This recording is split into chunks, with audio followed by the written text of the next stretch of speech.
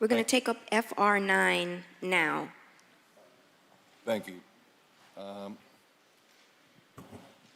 FR9 is the naming of a new park in the city of Miami.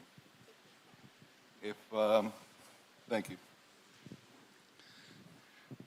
Can you let the individuals that are here for FR9 know that the item is up? Just take about 30 seconds for them to come in. We appreciate everybody that's here today. Thank you.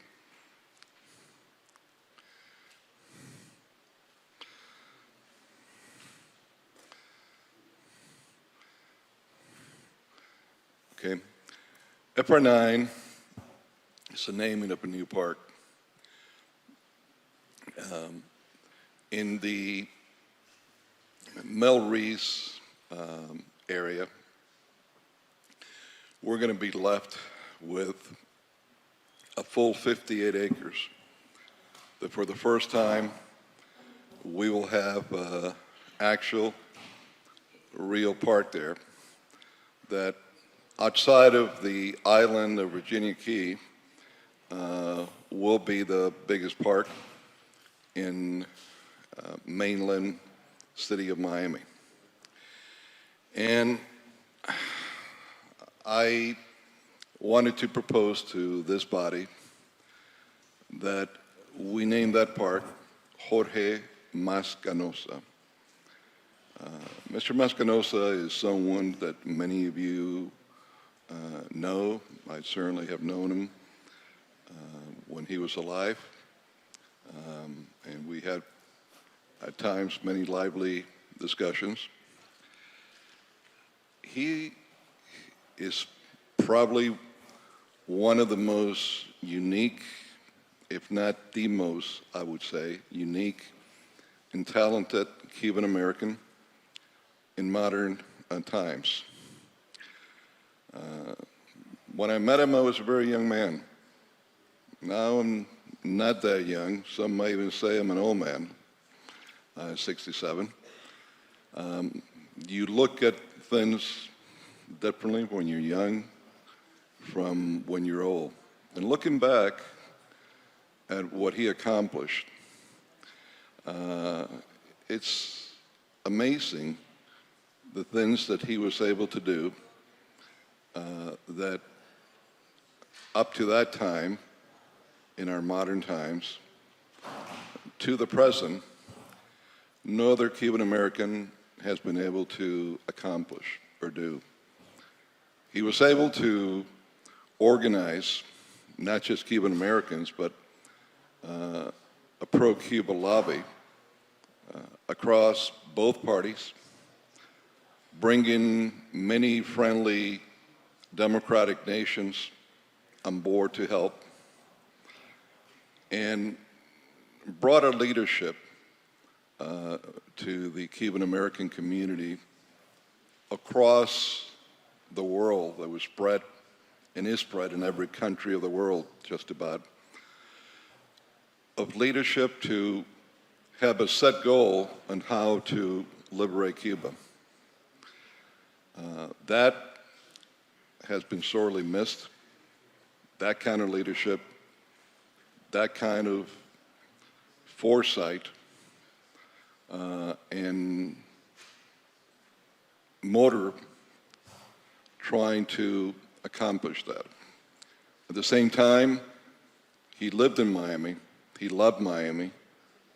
He was a Miamian that cared for our city, did many, many things for our city, and established a corporation that, with the help of his sons, has become the #1 Latin corporation in America today, Mastec. So for those reasons and many others, I think that the new 58-acre park that we're going to be having in what is now called Freedom Park, which maybe we might consider freedom something else so that there's only one park there. For those reasons, and so many more that I won't expand into here today, I'm presenting a motion in naming this park Jorge Mas Canosa. And if I could further say this, because just like I have a lot of friends and people that support me, like Mr. Mascanosa did, we've also had detractors in different ways from time to time. And mine in particular, very lightly, that there's nothing I could do that they're not going to come and try to attack me and say this all has to do with that poor businessman that's been abused on A Street somehow. Yes, well, I was a very young commissioner. We had one particular item that we had a major difference in. That doesn't detract from what he accomplished.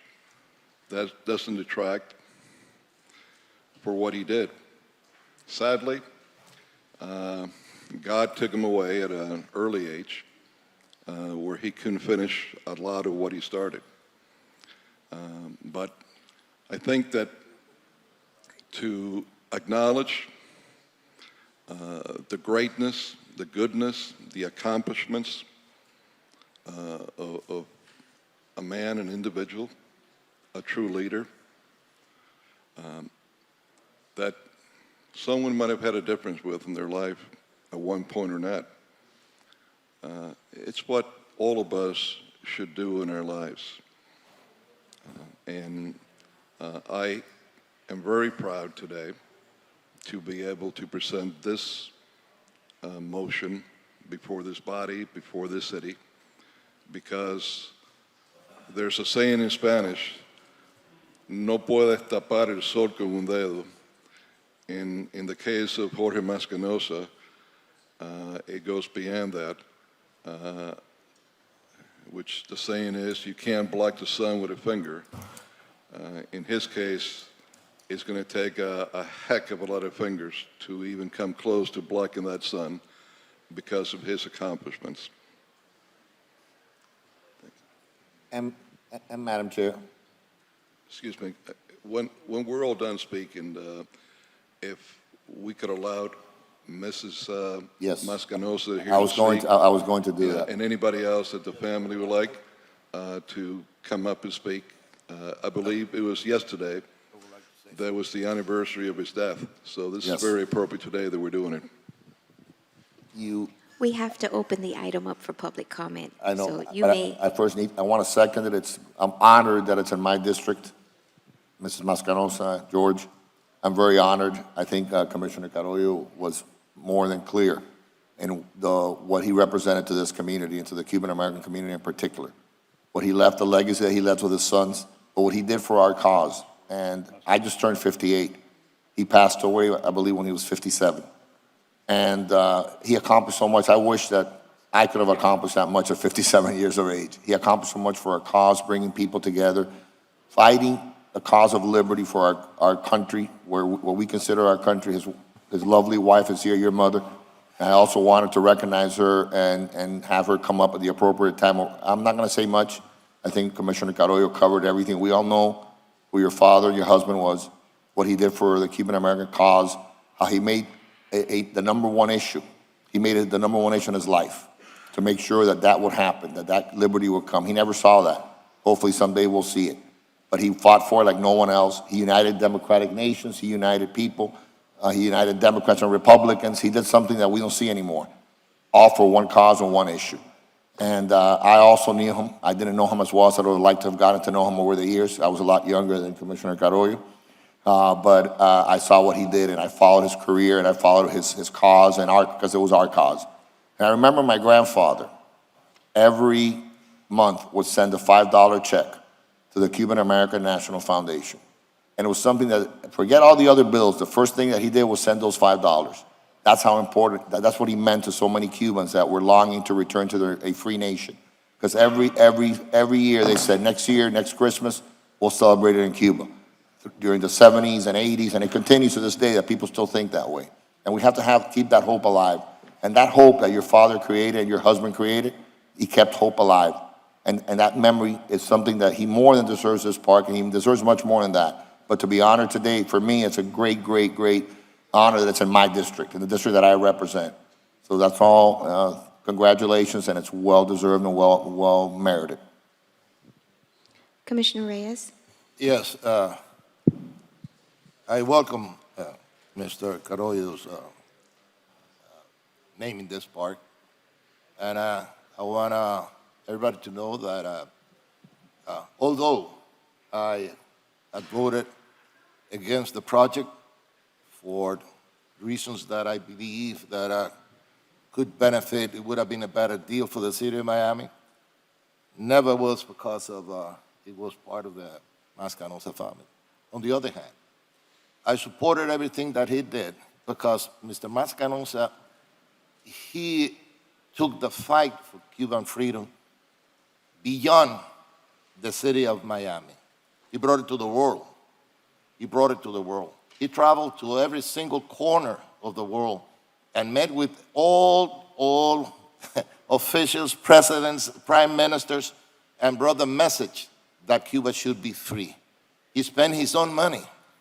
He spent millions of dollars doing that. And he did something that I never was accomplished before. He united the Cuban exile. And I always supported him. When he was attacked by the press, I publicly defended him. When he was attacked by some politicians, I always defended him because he was, in my opinion, the leader that we were missing for so long time. His death on a untimely time, it's felt. As a matter of fact, I have spoken with many friends, and this phrase always comes when something is going on in Miami or about Cuban policy. If Jorge Canosa were alive, this wouldn't happen because he knew how to work. He knew how to bring the message not only to Miami, to Iowa, to France, to Latin America, every place that he could bring the cause of the Cuban and the suffering of the Cuban and the reason why it should be free, he didn't hesitate. And therefore, although I had voted against the project, I will never vote if a little piece of against naming Jorge Canosa a piece of Miami, because it was an integral part of Miami, and we Cubans, we have to be very grateful of him. So I will vote in favor of this nomination. And if I only have one question, Madam Chair. Mr. City Manager, did you correct the address? Because you are including 1400 Northwest 14th Avenue, and that's the Grayland Park. Yeah, we referenced that in the briefings. Okay. Yeah, well, that's being corrected. That's my only question. And thank you for giving your husband to us for so many years. Thank you very much.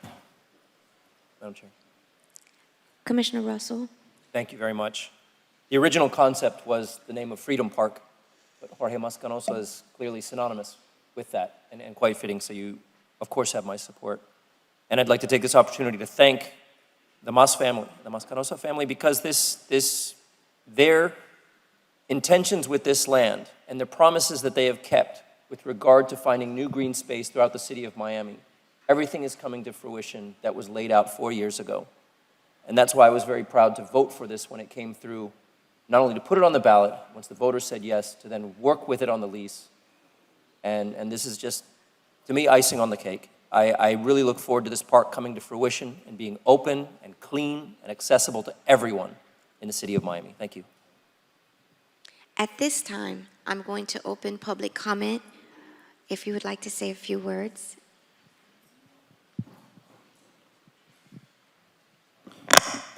Thank you, Madam Chair, Commissioner Carollo, Manolo, Alex, Commissioner Russell.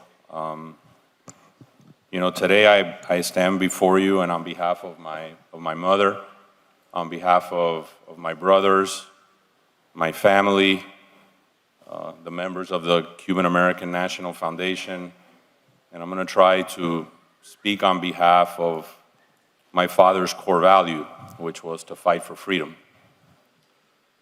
First, I'm incredibly humbled to stand before you here today. As a son of a Cuban exile, I was born in Miami. My father was a very proud Miamian, but he held Cuba in his heart, in his mind, in his soul, 24 hours a day. As we grew up, the conversations in our dinner table all revolved around how blessed we were to live in a free land, but that we all had a responsibility to make sure that until all people are free, especially our Cuban brothers and sisters, we cannot rest. So there's a saying by a great Cuban patriot, Martí, that says, honrar honra, honoring honors. And standing before you today in front of this gesture of naming the park after my father is, I think, an amazing tribute to him, and most importantly, to the memory of our community. Because the history of the city of Miami, our amazing city, took a significant turn for the better when the Cuban exile community sought refuge in the city of Miami.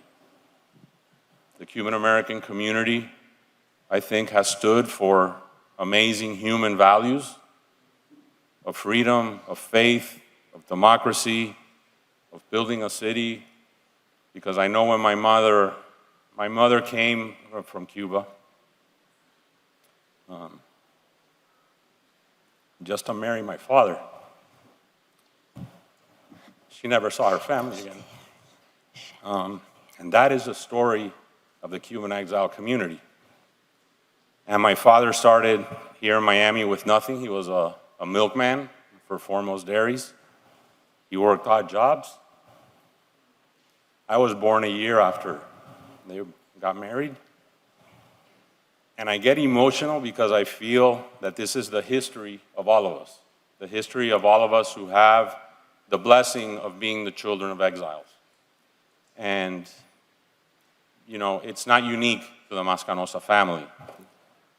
What was unique to our family was my father in a certain way, because he was a larger-than-life figure. I always say to many people, if he walked in this room now and you didn't see him, but you'd feel him. And I had the blessing of being next to him for so many years, and being in his car when he'd remember one day he had an outrageous idea. I just graduated college, I was at UM, we're driving somewhere. Reagan had just been elected, and my father said, we're gonna have a radio station, beam a signal to Cuba like they do in Radio Free Europe. And I remember the other board of directors of the foundation looking at my father and told him, you are absolutely crazy, that will never happen. A year and a half later, my mother and father inaugurating a radio station in Washington, D.C. called Radio Martí, with bipartisan support. So that was the odyssey of Jorge Mascanosa, always, I think, fighting for what he wanted to do. God took him way too young. I'm actually older than my father was at that time. But what an amazing tribute to be able to name something so that people can remember, so that future generations of our children and our grandchildren can remember what a man did trying to represent freedom and make Miami a better place to live. So I want to thank all of you for giving me the opportunity just to say thank you. So thank you. Thank you. And I believe everyone here would like to co-sponsor this item. I have a public comment, please. On this item? Yes. Yes, go ahead. Under the umbrella of First Amendment free speech, I disagree with naming this park, because in reading how he was involved with the CIA, from a milkman to a multimillionaire, and for him to be part of the Iran-Contra affair, and in the end, in a Los Angeles interview, he said, I will never assimilate with the United States. My heart is in Cuba. And what we know about the CIA today, and what we know decades later of what is happening and what is being exposed, I strongly disagree against naming this park Jorge Mas Canosa. Let's stop with the nepotism. Thank you. Thank you. Is there anyone else that would like to speak on this item only? On this item only?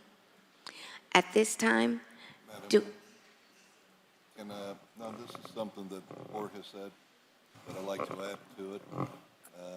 It's something that not, adds to what he said briefly. No, okay, no, no. not- okay, go ahead. I'm glad you mentioned Radio Martí, because your dad hadn't been there. That never would have happened, and then years later came TV Martí. But while you were mentioning that, my hard drive that has thrown so much out already somehow clicked in, and it reminded me of the day in La Esquina that they had on 12th Avenue, 1st Street, no longer there, an old restaurant, that President Reagan came. That's why 12th Avenue was named, and by the way, it was with my motion to Ronald Reagan Avenue. And I remember your dad, because I was in the table next to his, sitting with President Reagan. There was maybe no more than 40 people invited.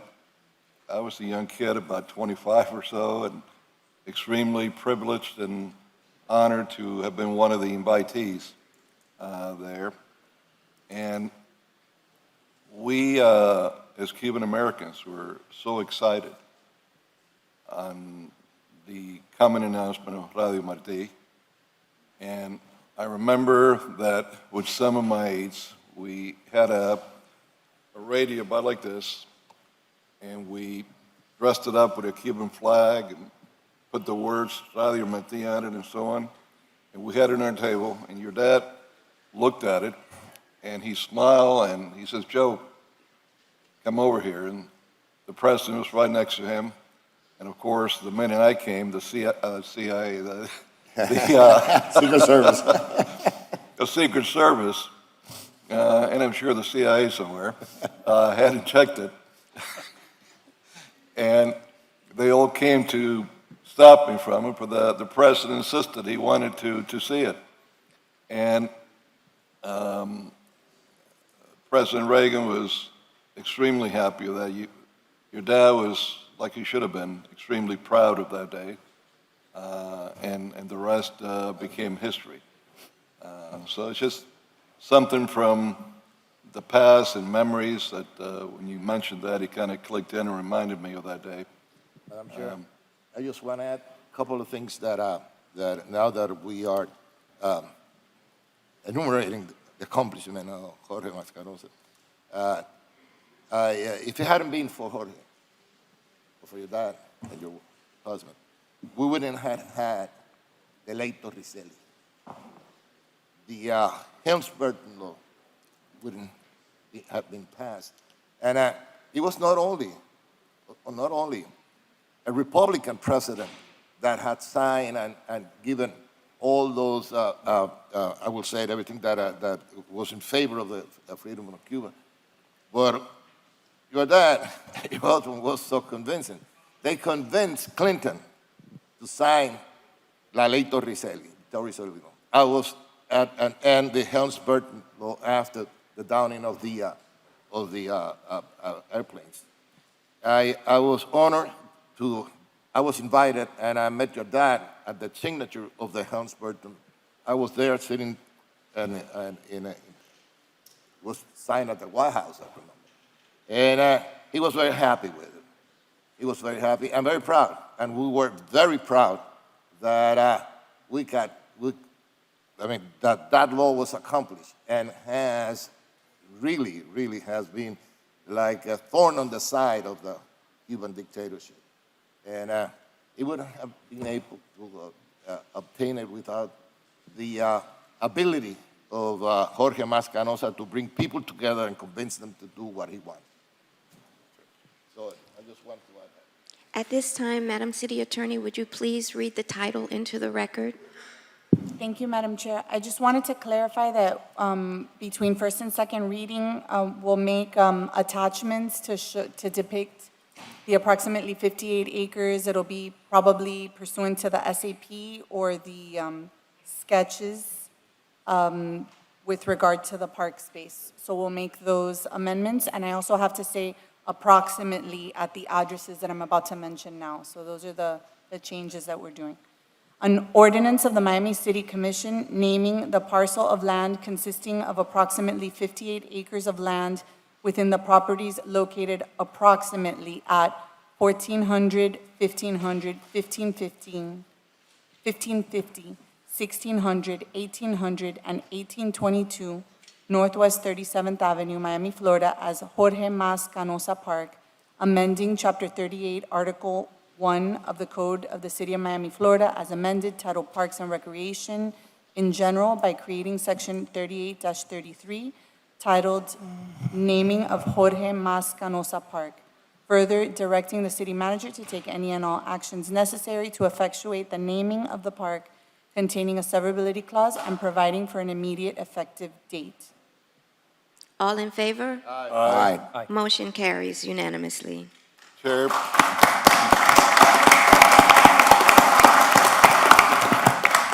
Chair, Can you come up here? and we put get a picture with Mrs. Mascanosa, Irma, and Jorge? Yeah, Jorge. Come up here. Jorge, if you could.